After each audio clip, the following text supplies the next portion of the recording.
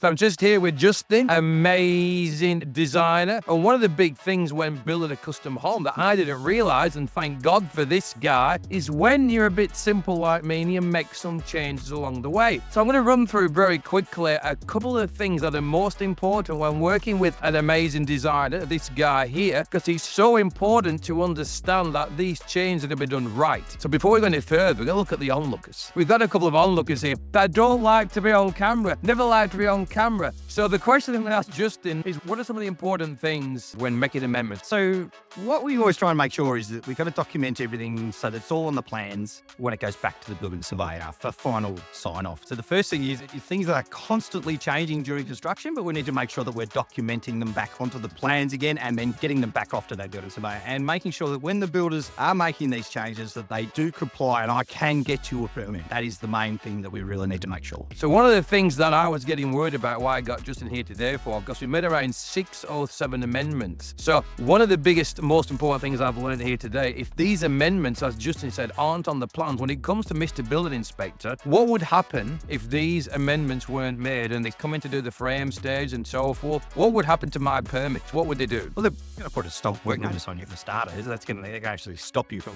completing the construction to date. And then basically, if I can't get you a permit for the changes that you've made, you're actually pulling them down. You're starting again. You're pulling down that section because it cannot comply and you basically have to make it compliant. So whether you're an owner builder like me, which is an horrendous task, or you're a builder, I'm sure you know this, make sure you work with a designer that's prepared to come to site, that's prepared to give a fuck and care to make sure it's right. So when you're applying to make sure your inspection gets passed and you get that beautiful letter through from your surveyor saying you're okay. Yep, exactly. That's the thing we need to think of. We need to make sure that everything's documented, as I said, and make sure that you keep your designer like myself involved all the way through. That is the key. So Justin, thanks for today. We're going. The thing's looking great. We're getting excited. We'll be moving in here sometime not very soon. See you later on. Bye for now. Bye-bye.